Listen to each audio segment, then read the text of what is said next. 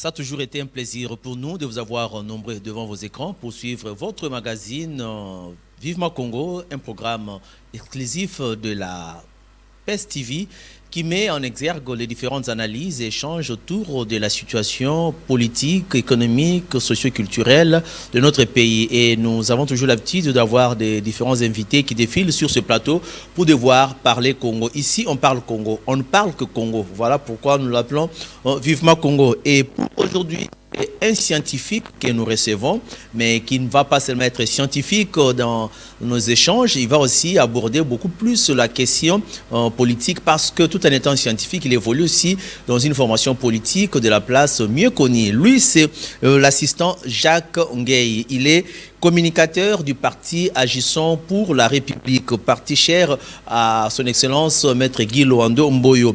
Au-delà de ses fonctions politiques, l'assistant Jacques Ngueï est aussi enseignant, n'est-ce pas, au supérieur. Il est assistant à l'Institut supérieur de sciences de la santé de la Croix-Rouge dans la filière management, mais également assistant à l'université du CEPROMAD unique. C'est avec lui que nous allons devoir échanger sur les questions d'actualité. Monsieur l'assistant, je vous salue. Bonjour, monsieur le journaliste. Voilà. D'ailleurs, je me dis, vous recevoir sur ce plateau, c'est un plaisir pour nous. Et d'ailleurs, aussi, l'actualité qui brille, vous devez être à même de pouvoir donner des analyses qui cadrent directement avec vos compétences scientifiques, mais également en tant que politique. Déjà, vous êtes communicateur du parti Agissons pour la République. En quoi vous agissez pour la République déjà? Merci, monsieur le journaliste. Agissons pour la République est un parti de masse, est un parti créé sur la vision éclairée de son Excellence, le ministre d'État, le ministre de l'Aménagement du Territoire, Guy Loando Mboyo, auquel je salue en passant, et qui a légué le pouvoir de pouvoir gérer au quotidien ces grands partis par monsieur le secrétaire général, maître Camille Richard Kalele, qui, chaque jour, il est en train d'œuvrer pour donner aux Congolais ce qui leur revient, pour donner aux Congolais le bon sens du colibrisme, c'est-à-dire de pouvoir faire leur part pour que le Congo puisse se retrouver demain, pour que chacun puisse faire de ce qui lui revient, afin que le Congo puisse décoller et quitter là où il se trouve. Et avec Agissons pour la République, nous disons que chacun a son rôle pour construire la nation congolaise. Voilà, là c'est un raisonnement purement très normal et qui va, n'est-ce pas, épouser plusieurs analyses qui sont en train, n'est-ce pas, d'être faites pendant que vous suivez cette émission. Je me dis, vous êtes, il y a une nouvelle vague des dirigeants au sein de la REP, comme vous l'avez dit, il y a le secrétaire général Camille Kalele, il y a un nouveau gouvernement qui a été mis en place. Est-ce que vous vous sentez dans votre peau, n'est-ce pas, de mener à bon port les missions qui vous sont confiées en tant que communicateur? Communiquer pour un grand parti comme la REP, c'est pas aussi chose facile. Vous allez vous y prendre? Vous êtes dans votre bain? Exactement, monsieur le journaliste. Et c'est la raison même que je me présente ici. Parce que j'ai eu la confiance de mes chefs hiérarchiques pour pouvoir parler d'AREP et vendre l'image d'AREP, vulgariser ce qui revient à AREP aux gens qui ne connaissent pas le rôle, qui ne connaissent pas l'importance de ces grands partis de la République démocratique du Congo au temps actuel. Nous ne pouvons que c'est un parti qui est au top. Et nous étions choisis pour parler de ce parti et nous nous sommes fiers d'être. Vous êtes fiers d'y être. L'actualité oblige. Nous allons déjà aborder quelques points d'actualité. Vous le savez, il y a un des opposants du pays, un des opposants du pouvoir en place, en la personne de Martin Fayoulou, qui est le coordonnateur de la MOUCA. Il a fait un comeback, il est retourné au pays depuis les samedis et après avoir séjourné pendant un long moment à l'étranger, il revient avec une nouvelle sur la table selon laquelle Il appelle tout le politique congolais à la cohésion nationale sous la médiation de nos pères spirituels. Vous, AREP, en tant que parti de l'Union sacrée, comment avez-vous accueilli cette nouvelle de Martin Fayoulou qui demande un dialogue de cohésion nationale? Merci, chers journalistes. Je pense que vous n'êtes pas le moindre, en République démocratique du Congo en général et à Kinshasa en particulier. Nous avons un problème dans ce pays. Les gens arrivent toujours à contester à tout moment la légitimité. Les gens n'arrivent pas à accepter avec sportivité les résultats des urnes. Et avec ce que je viens d'évoquer, vous vous retrouvez chaque fois devant cette difficulté vis-à-vis des acteurs politiques congolais, pour ne pas citer mon nom. Et vous savez très bien que notre frère, auquel vous faites allusion, malgré que je ne suis pas son porte-parole, non plus un communicateur de son parti, vous faites allusion à notre frère Martin Fayoulou Madidi, qui a compris aujourd'hui qu'il ne pourrait pas rester définitivement dans une position de critique négative vis-à-vis du pouvoir. Étant congolais, il a le rôle d'amener sa contribution pour le développement de la République démocratique du Congo, comme nous le disons dans notre parti AREP, que chacun a son rôle à jouer pour que le Congo puisse se mettre debout.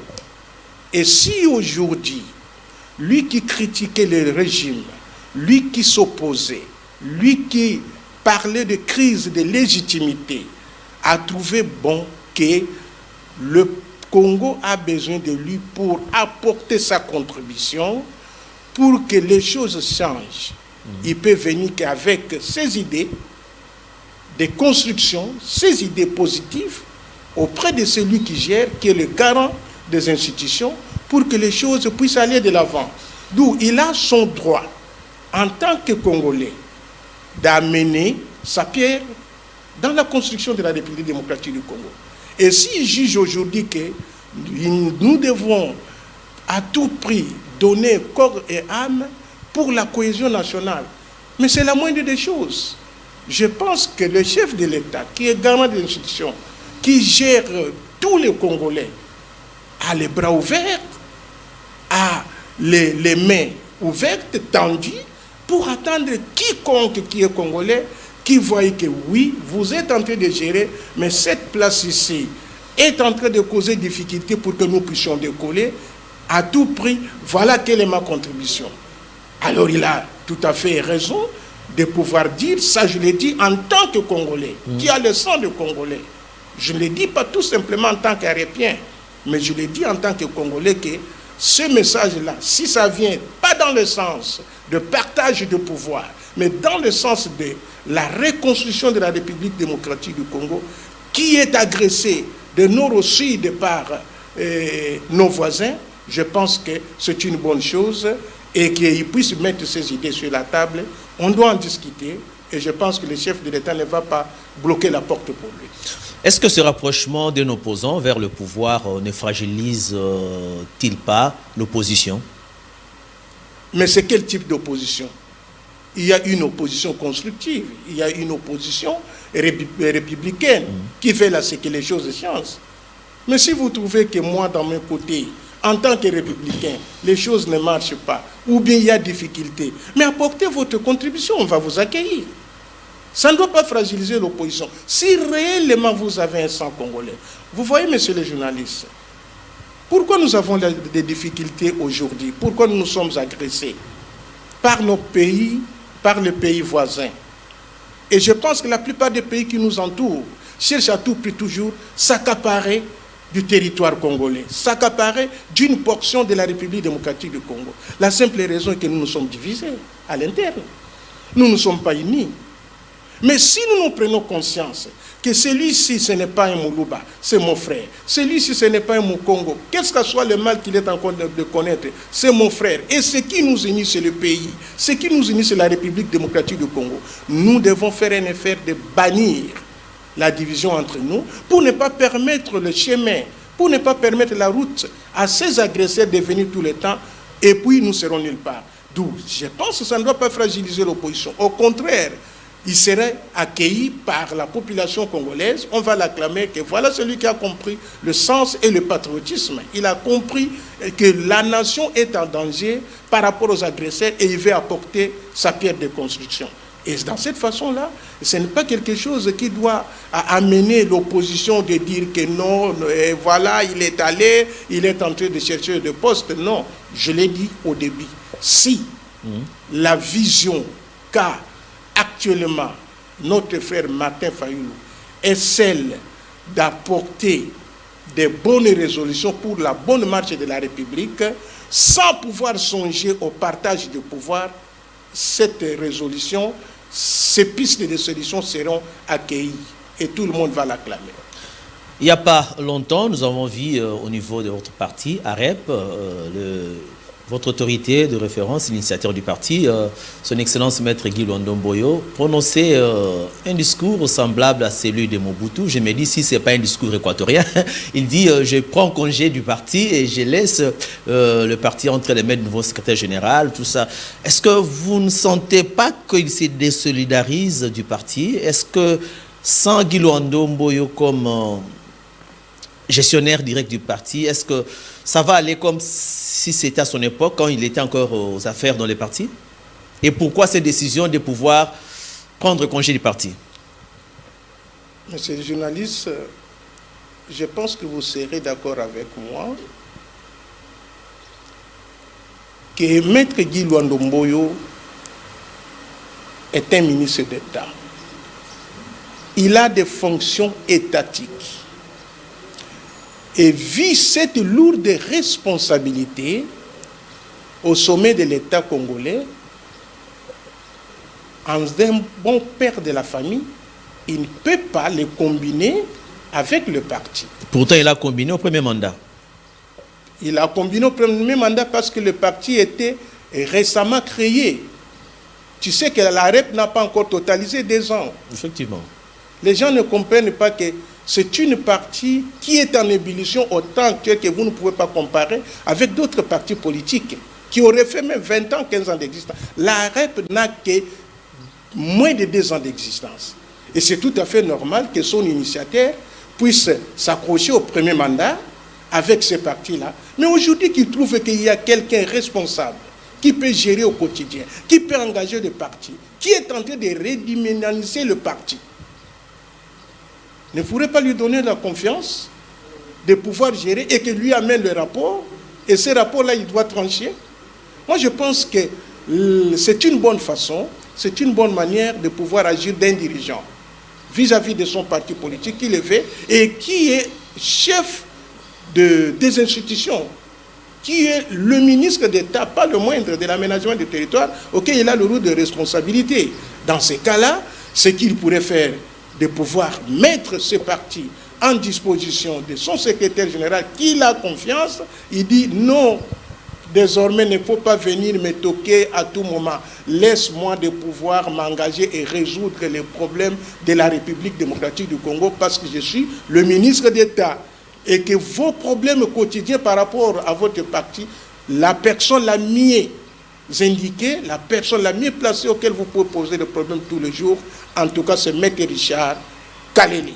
Et à lui, avec Maître Richard Kalele, il n'y a pas de béton. C'est-à-dire il y a le pont à tout moment, ils peuvent résoudre des problèmes. Mais ils ne peuvent plus se mettre au devant pour pouvoir résoudre les problèmes de la République, de notre parti, agissons pour la République. Donc nous avons fiers d'avoir ces discours, ces mots précieux de la bouche de notre autorité de référence et nous disons que là où il est, nous le saluons pour cet engagement citoyen Et avec lui, avec M. Kalele, je pense que nous allons faire mieux. Et 2028, ça sera de bonnes choses pour Arrête. Déjà, quand vous prenez cette position, je m'en vais déjà vous poser cette question que plus d'un Congolais se pose. Maître Guy Luando Mboyo, hier ministre, était beaucoup plus visible, mais aujourd'hui, dans le second mandat de chef de l'État, Guy Luando Mboyo, c'est comme le sel dans l'eau, il s'est dissous, on ne le voit pas, on ne sent pas Guy Luando, on ne sent même pas sa présence. Parmi les top 5 des ministres, on voit les ministres qui sont plus visibles, mais Guy Luando s'est effondré, il ne se fait plus voir. On ne sent même pas qu'il est ministre de l'aménagement du territoire. On ne sent pas parler de ces ministères. Je me dis, est-ce que Guy Luando est resté égal à lui-même ou bien est-ce qu'il y a des contraintes qui font qu'il soit devenu très silencieux? On ne le sent pas. Et je me dis, s'il y a des ministres qu'on peut souhaiter voir quitter le gouvernement, on peut aussi citer le nom de Guy Luando parce qu'il est inaperçu. Qu'est-ce que vous dites de son absence sur terrain par rapport à son ministère qu'il occupe, bien qu'il soit ministre d'État? Merci beaucoup, chers journalistes. Vous me voyez rire. Voilà. Avant de répondre à cette question... Tenez bien votre micro parce que ça sera très important ce que vous allez dire là. J'ai ri avant de pouvoir répondre à votre question concernant notre autorité de référence. Je cite Maître Guy Luando Mboyo, que nous aimerons toujours appeler Je l'aime. Voilà. Franchement, j'ai dit que si l'opinion pense de telle manière pour Guy Luando Mboyo, j'ai dit que c'est suite à de manque d'informations. Voilà, donnez la bonne information alors. Manque d'informations, puisque même moi dans ma maison, je pourrais être là comme papa, tout ce que je suis en train de concevoir à la maison, un bon management pour faire marcher mon foyer, et des fois, des choses que je suis en train de faire, il y a ma femme qui l'applique, qui gère au quotidien tout ce que je planifie, j'organise, tout ce que je coordonne, tout ce que j'oriente, j'évalue. Et les gens qui sont dehors ou bien qui sont des voisins peuvent voir que M. Jacques Nguyen ne fait absolument rien. Cette maison-là est en train de vivre avec les efforts de sa femme. D'où je n'apparais pas, mais en réalité, c'est moi qui fais les choses. Tel est le cas avec son Excellence. Qu'est-ce que ça veut dire tout ça? Permettez-moi de pouvoir vous dire. J'ai évoqué pour que vous puissiez comprendre et le peuple congolais qui nous suit puisse fixer leur attention sur mes propos par rapport à ce grand ministre de la République démocratique du Congo. Je m'explique en ce sens, tel que je viens de donner cette illustration concernant ma famille. Guy Luando Mboyo est parmi les ministres qui travaillent beaucoup, auxquels les résolutions de ces ministères s'apparaissent chez les autres. Et lui, peut-être, qui étant le laborateur, qui étant le concepteur, peut rester inaperçu. Expliquez. Je l'explique. Depuis que Guy Luando est venu, est entré dans ce ministère. D'abord, je vous informe que ce ministère de l'aménagement du territoire était dans un premier temps une direction au sein du ministère de l'urbanisme habitat. Ça, les gens ne connaissent pas. Ceux qui me suivent puissent prêter vraiment leur attention pour qu'ils puissent bénéficier de cette matière. Et je pense qu'en issue de cette matière, ils ne vont plus parler... Les langages vont changer. Oui, le langage ne doit plus parler sur l'inexistence de Guy Luando Mboyo. C'était d'abord une direction au sein du ministère de l'urbanisme et habitat. Alors, ceux qui l'auraient précédé dans ce poste-là comme étant le ministre de l'aménagement des territoires ont évolué avec cette même structure. Mais à l'arrivée de Guy Luando Mboyo, en tête du ministère de l'aménagement des territoires, il y a des choses qui se sont faites. Le décret-loi qui faisait fonctionner l'aménagement du territoire, depuis ce temps-là, l'aménagement du territoire fonctionnait avec le décret colonial de 1957. Retenez cet élément. Et à l'arrivée de son Excellence, Guy Luando Mboyo, il a associé les scientifiques, la société civile, il a associé d'autres membres d'autres ministères existants pour qu'on puisse élaborer la loi sur le fonctionnement du ministère de l'organisme, du ministère de l'aménagement des territoires. Cette loi-là a été adoptée au niveau de l'Assemblée. Cette loi-là a été votée dans nos deux chambres de Parlement, c'est-à-dire la chambre basse et la chambre haute. Cette loi-là reste seulement à être promulguée par le président de la République. Tout ça, ça n'existait pas avant. C'est une innovation. Il donne un cadre organique. Exact. C'est une innovation qui est venue dans ces ministères-là dans l'époque de Guy Luando Mboyo. Ce n'est pas pour rien que le président de la République essaye un peu de replacer Guy Luando Mboyo dans ce même ministère. Les autres personnes, les autres ministres ont repris la place dans le gouvernement souminois en le désorientant. Par permutation, tel que Guy Luando il est resté, ce n'est pas pour rien. Parce qu'il a conçu des choses et innovations. En dehors de cette loi que nous attendons sa promulgation chez les chefs de l'État, on ne doit pas forcer la main du chef de l'État. Il est garant les jours auxquels il voudra, il doit faire le faire. Il y a aussi les agences.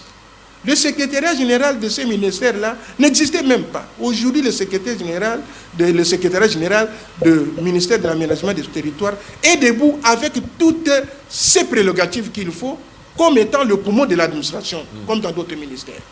Vous prenez les agences.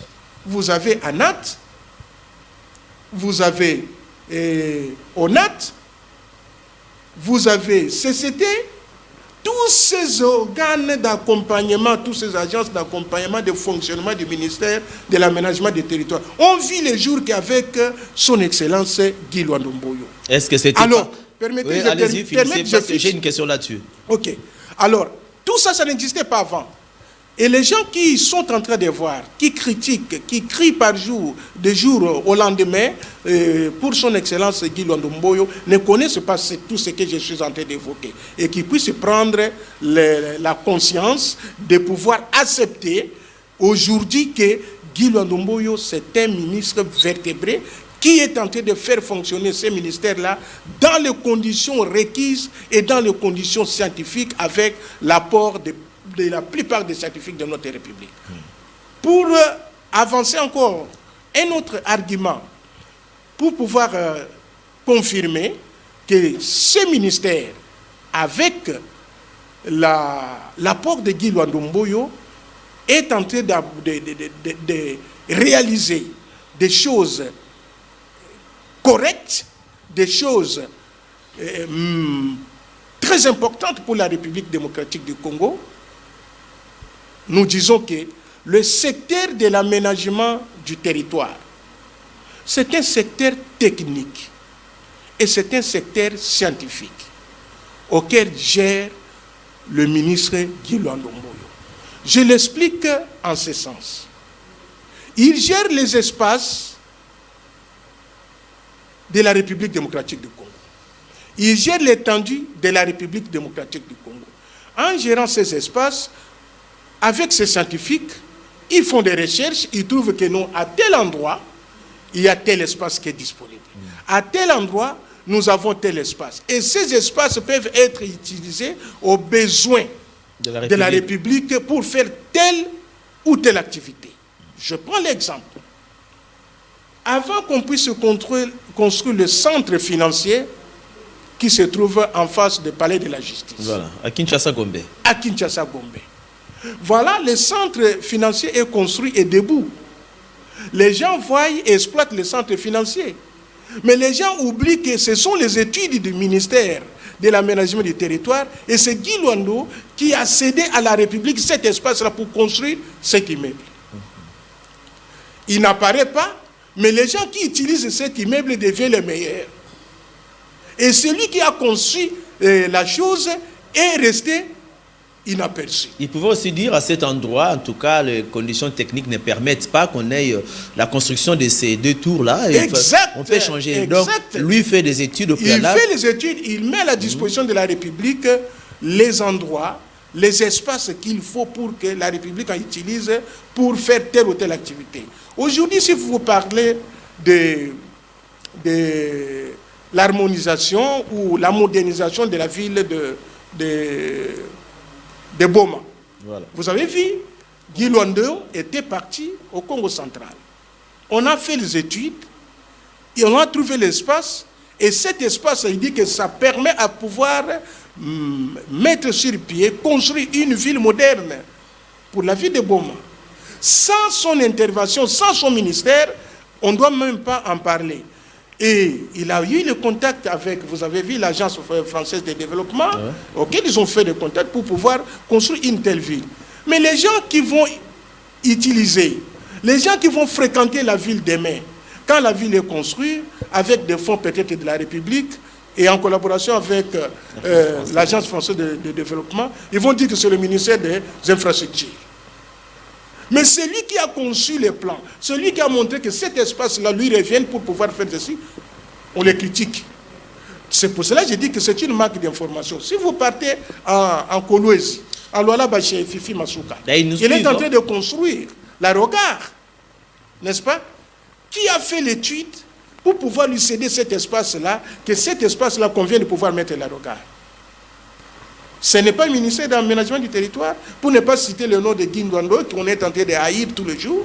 C'est une façon de dire que Maître Guy Luando est toujours là, il travaille, et son ministère a un impact, mais dont les résultats finaux sont plus portés par les autres. Exactement, c'est un héros à l'ombre, et il travaille. C'est comme si aujourd'hui, on prend le ministère des recherches scientifiques. On peut critiquer aussi ce ministre-là de la même façon qu'on parle de Guy Luando, qu'il n'existe pas.